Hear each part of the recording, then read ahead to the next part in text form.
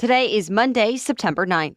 We'll tell you about a new report from House Republicans as the GOP and Democrats trade blame over the chaotic withdrawal from Afghanistan 3 years ago. Also, authorities are searching for the man they say opened fire on a busy interstate in Kentucky, while the mother of the suspected teen shooter in Georgia said she warned the high school that same morning. Plus, an egg recall linked to a salmonella outbreak, a new plan to go to Mars in just a couple of years, and the next Super Bowl halftime show headliner has been announced. Those stories and even more news to know next.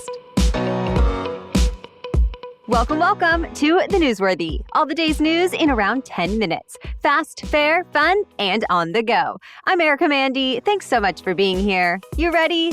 Let's do this. A new 350-page report accuses the Biden administration of rushing and mismanaging the U.S. withdrawal from Afghanistan and misleading the public about it.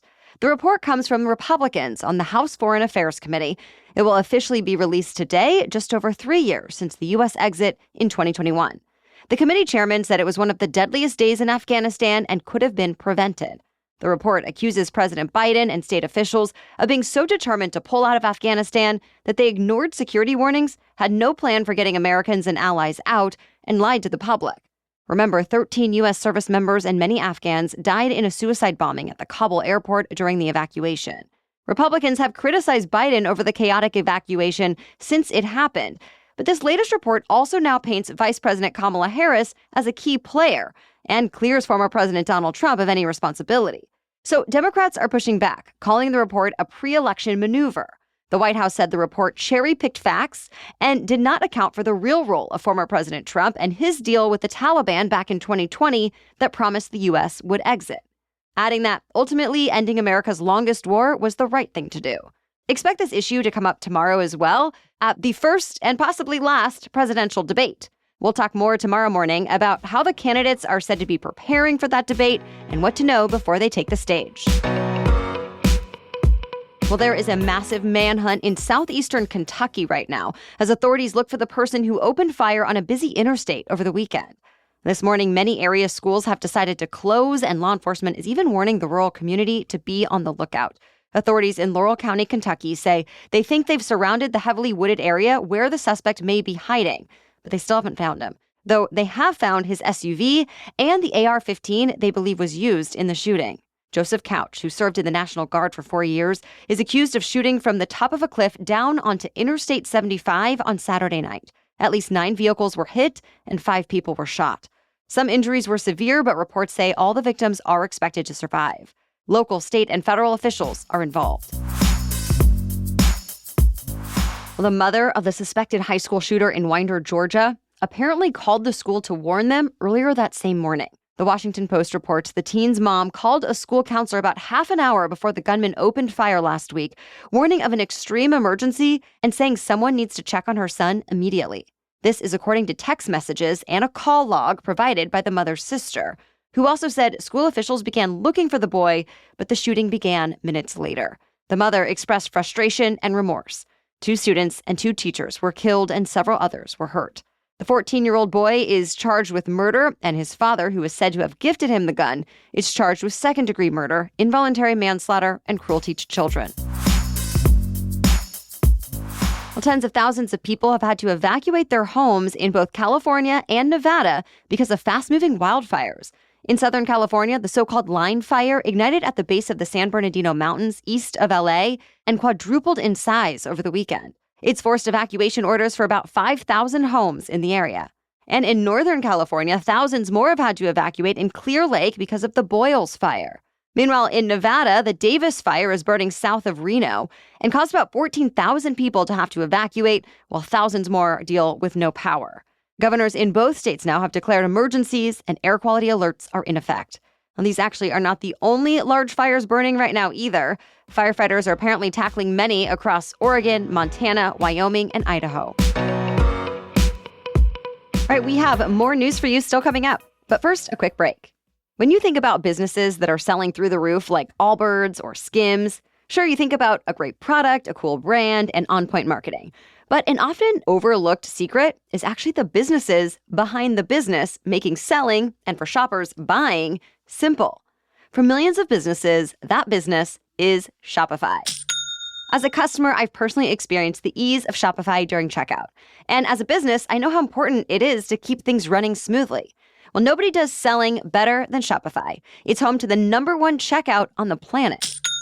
So if you're into growing your business better, and you want to be ready to sell wherever your customers are scrolling or strolling, on the web, in your store, in their feed, and everywhere in between, choose Shopify.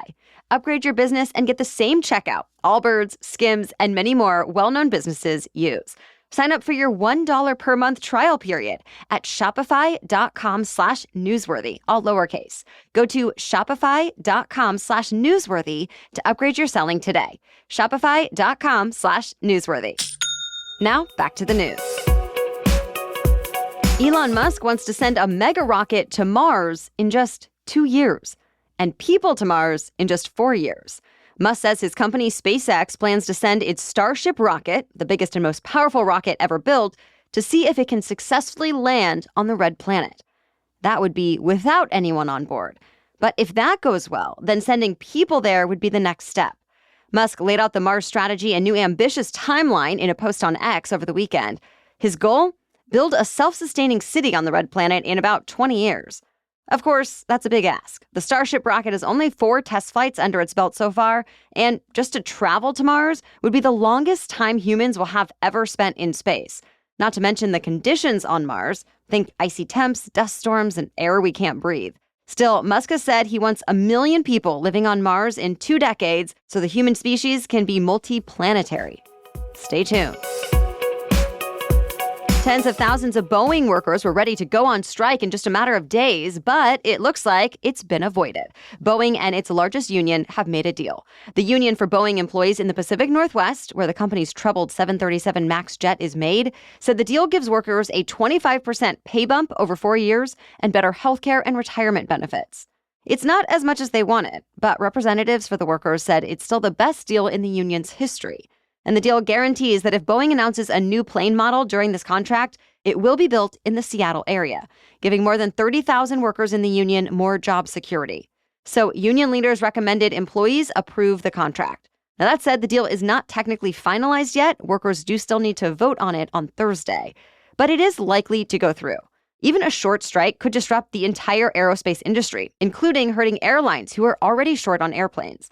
Avoiding a strike would be a big win for Boeing, too. The aircraft manufacturer lost $1 billion earlier this year as it continues to deal with questions over safety of its planes. Remember, the most recent incident was a door plug that blew out of one of their 737 MAX planes midair during an Alaska Airlines flight back in January. Union leaders said the new deal will give workers a greater role in ensuring the safety and quality of the production system. There's a major egg recall to tell you about. Already 65 people in 9 different states have reported getting sick. About 24 of them have had to go to the hospital. Most of the sicknesses, though, have been in Wisconsin. But, of course, those are just the reported illnesses. There could be even more. The FDA recalled the eggs sold under Milo's Poultry Farm and Tony's Fresh Market brand names, including those labeled organic or cage-free. If you have any of the recalled eggs in your fridge, you should throw them out and wash any surfaces they touched. We included a link with more information from the FDA in our episode notes. Apple is expected to unveil its newest iPhones today. The company is calling today's launch event its Glow Time. One of the biggest updates expected, all new models of iPhones will be run on AI technology called Apple Intelligence. You can also look for upgrades to the display, camera, and other features of the phone. We'll have all the news from the event tomorrow, but if you want to watch live, you can stream it on Apple's site and the Apple TV app starting at 10 a.m. Pacific. The NFL season may have just begun, but Super Bowl 59 in New Orleans already has its halftime headliner, and it is rapper Kendrick Lamar. The 17-time Grammy winner said in a statement that, quote, "Rap music is still the most impactful genre to date," adding that he'll be there to remind the world why.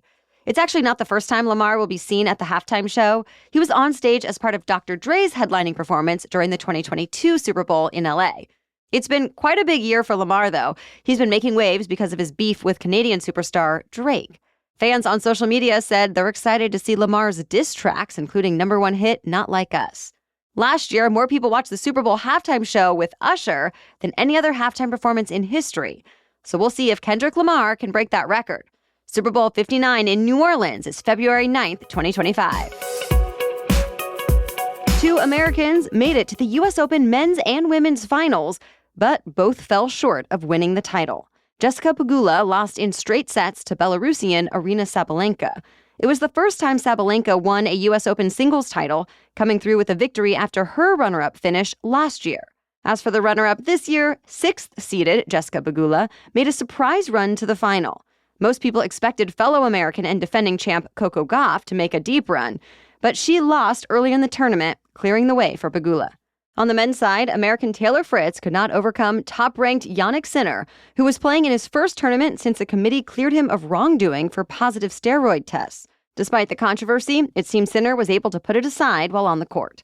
As for Fritz, his road to the final was unexpected, just like Pegula's, and was boosted by fans ready to cheer on every American player, though it seems it wasn't enough for them to win a trophy. All right, that's it for the main news today, so now it's time for Money Monday, when we talk about one interesting money-related news story. But first, this episode is sponsored by BetterHelp. When was the last time you played? As in, did something really fun just for yourself? Or maybe you wanted to learn something new, even if you're not good at it. Have you given yourself the time and space to try? Since having a kid, I started to remember how fun it can be to learn and play, and watching my 3-year-old do it with ease has inspired me. I'm still working on making time for it, to be honest, because life, but it has become a priority in a good way. So if you're struggling with this kind of thing or aren't sure where to start, therapy can help you reconnect with your sense of wonder. It's something my therapist has reminded me often, and she's such a good guide when it comes to prioritizing what's important, setting boundaries, and just generally being the best and happiest version of myself. So if you're thinking of starting therapy, give BetterHelp a try. It's entirely online, so it's convenient and flexible. Rediscover your curiosity with BetterHelp. Visit betterhelp.com/newsworthy today to get 10% off your first month. That's BetterHelp, HELP.com/newsworthy. Okay, now back to Money Monday. So today we are talking about a viral money trend on TikTok that seemed to stick around for almost a year now. The trend is called loud budgeting. What does it mean? Instead of showing off wealth or lavish spending habits like some online creators, loud budgeters make it chic to be cheap, taking the old practice of budgeting and not spending more than you can afford, and then adding a new guilt-free aspect of it. Essentially saying, don't be ashamed to save. Instead, be open and honest about it.